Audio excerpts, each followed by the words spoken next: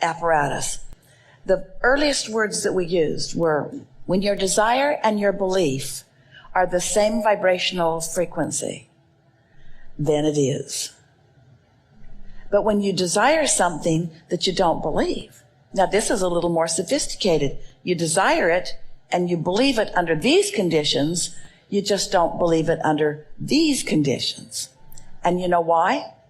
Because you, just like almost everybody else, have been calibrating to other humans who all have an opinion about what you're doing. And people who aren't going with the flow don't like it when you do. They'll call you lazy. They'll call you lucky. They'll call you spoiled. They'll call you taking advantage. They have lots of labels in their misunderstanding that you're going with the flow. Most people who are struggling really appreciate a good struggler. But it's a flawed premise. It's a false premise. It will never work for you. Esther is faced with that almost every day because Esther has always been a focused person, but also a hard worker. She's always been willing to do whatever it takes. And here's the thing. We really want you to hear this in precisely the way that we are intending it here. Sometimes when the energy isn't flowing, you just got to do whatever it takes to get it done. Here's an example. You come across a car that's on fire on the road. Jerry carried a fire extinguisher in every vehicle that he and Esther were ever in, and he put out a lot of engine fires. He was like the good Samaritan along the road. Always had a full fire extinguisher. So let's say you see somebody's vehicle is on fire. Well, your spiritual teachers will say to you, you should pray to help this brother.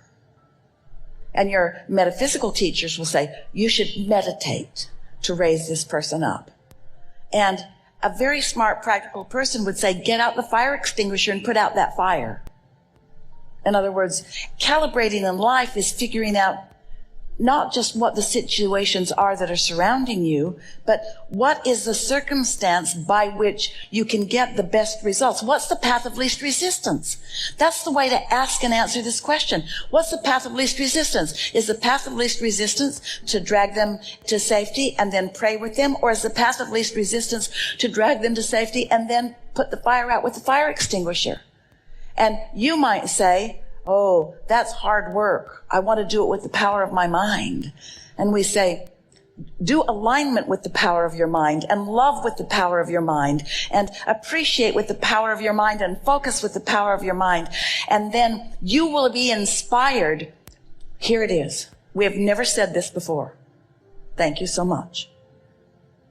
Your inner being will inspire you to the behavior to get you what you want, given the beliefs that you hold. That's why sometimes it feels like hard work's the right thing. Well, your inner being certainly knows that you're all wadded up in what you learned as a kid or what somebody else has been. Your inner being is not saying, get rid of all those hindering beliefs and then I'll work with you. Your inner being says, you believe what you believe, and you believe what you believe for a reason, because you saw it and you thought about it and you offered a vibration about it and then you attracted about it. You're not being unwise because you believe things that don't serve you. Your life has shown you some of those. We're just fine-tuning here, aren't we? We're just getting better and better, and it never ends, does it? The expansion or the understanding or the evolution of desire never ends, does it? So our big message here from this important conversation is you gotta stop calibrating to humans who don't know what they're doing and calibrate to your inner being who always knows exactly what it's doing in relationship to you. Your inner being will never guide you towards something that is good for you and bad for someone else. If it's good for you, it's good for others too. It's not like there's this little pile of goodness and your inner being is saying, come with me, we'll keep it all to ourselves. Your inner being will show you how to get it within that range so that you are radiating outward to everyone in your vicinity, which includes all that is, really, all that is. Well, here's the thing. Let's put action into a very clear perspective. We are in no way trying to talk you out of action because it is so fun. We're just wanting the alignment to come first so that the action is inspired. And in that flow, it doesn't feel like hard work. It feels like, oh, that's a good idea. Oh, that's a good idea. Oh, that's a good idea. If we were going to apply the words hard work to anything that's going on here, we would say it's not the easiest thing in the world to get yourself focused into what you want with so many around you clamoring for other things. There's a lot of distraction. And so the hard work is the focus. The hard work is the aligning. It's like, think about, this is a ridiculously silly analogy, but it will be a good starting point here. So imagine that you are like Esther and you're on your way walking to school. You're little and it's not far. Let's say it's 2 miles. It wasn't for Esther, but let's just say to make the story better. And you can walk to school, even if it's cold, even if it's raining, even if it's snowing, you can do it. But then your neighbor says, hop in, I'm going the same way. So you hop in and you use that vehicle to do the same thing. The vehicle that we're wanting you to feel from us is the vehicle of aligning with the energy that creates worlds. We like to explain it this way. When you know what you don't want, you launch the rockets to what you do want. And that vortex who collects all of that desire and the cooperative components that are melded and meshed together. This is a universal engine that has a lot of calling power, that when you ride the wave of it, it is easy. It's fighting it that's hard. It's fighting against the current of well-being that is wearing you all out. You think it's your hard work that's wearing you out. It's not going with the flow. That's what's wearing you out. Unworthiness is not going with the flow. Believing that you have to justify the good that comes to you through hard work is that unworthiness that is going against the flow. It's like, I want this, but I believe this, and there's a tug of war.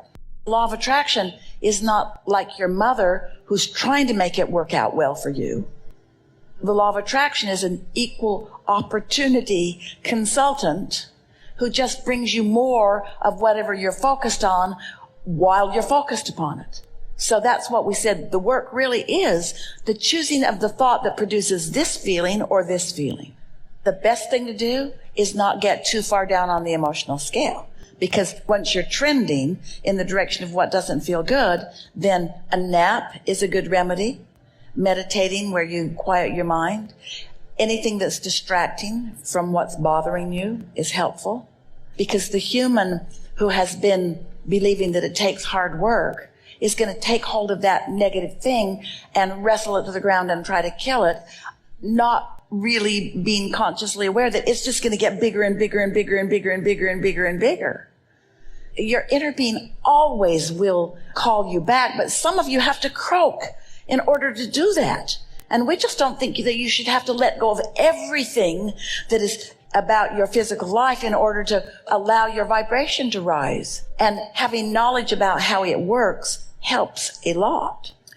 So there are some new words that we're introducing into the conversation. So let's just focus on these for a little bit, and let's let a new best friend word be, which way am I trending? And another really good phrase be, which part of the emotional scale am I coming from? Because if you can identify that you're coming from the lower half of the scale, then you might be wise enough to say, I better buckle up because it's going to be hard. Where if you know that you're on the upper half of the scale, you know that it's just going to get easier and easier. So then the question is, what do I do when I know for sure that I've been trending on the lower half of the scale? And we say, first thing is be nice to yourself. Don't beat up on yourself. Don't begin saying that I'm unworthy or I can't do that or that person's doing better than I am. Here's some things that we know about your inner being. Do you accept that you have an inner being? Do you accept that your inner being is hanging around in your vibrational reality, calling you toward the things that you have fashioned there? And do you believe that when you have calibrated to your inner being, you have clarity and love and appreciation. In other words, that's the vibrational arena where those good feelings are. So, do you believe that what you're thinking and how you're feeling are directly related? And do you know why? Do you know what your emotions are about? Your inner being is always on the upper half of the scale.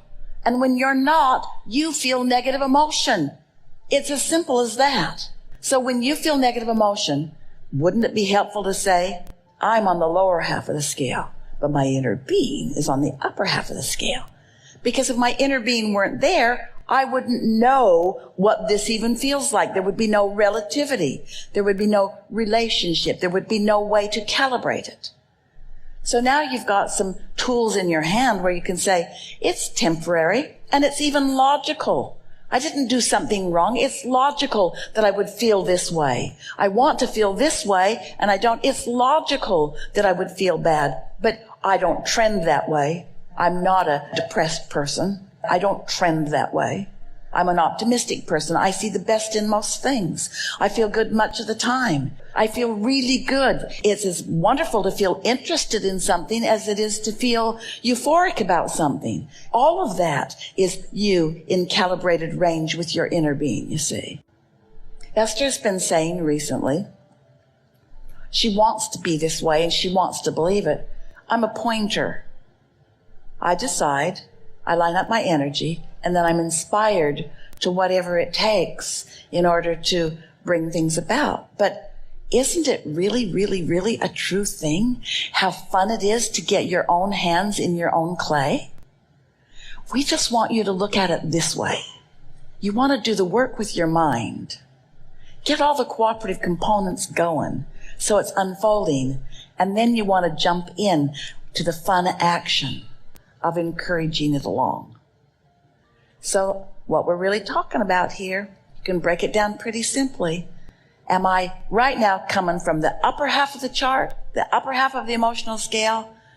Am I feeling like letting it go and contentment and satisfaction? Or am I feeling from frustration down? Now, we're going to say something to you. We've not said this before in this way. This is a leading edge conversation that you have evoked because of the clarity of what you're living. So you're going to hear this easily, and everyone else is going to benefit from this. So can you picture what we are calling the emotional scale? Can you picture it? Up at the top is appreciation and love and all of those good feelings. And then all the way to the bottom is depression and despair and unworthiness and grief. And the range is in between. So now we're going to tip that scale on its side. If you've been with us for 20 years, you know sometimes we talk about the scale. You know what you don't want, you know what you do want. The emotional scale, you know what you do want, you know what you don't want. So let's flip this thing on its side. So you know what you don't want, you know what you do want. So now the fulcrum of this scale is over here, 1, 2, 3, 4, 5, 6, 7, 8. It's between 7 and 8. Between letting go and satisfaction. So here it is over here. Notice how when you're trending in the direction of what you want, when you're trending in the direction of love and appreciation, feel how resistance freeing that is. When you're trending in the direction of appreciation and love. Now think about how you feel when you're trending toward anger and blame and guilt. If you understand where that fulcrum is and you understand the difference, because the law of attraction is going to bring you whatever you're focused upon. And there really is no ending to how much it will bring before you make the shift.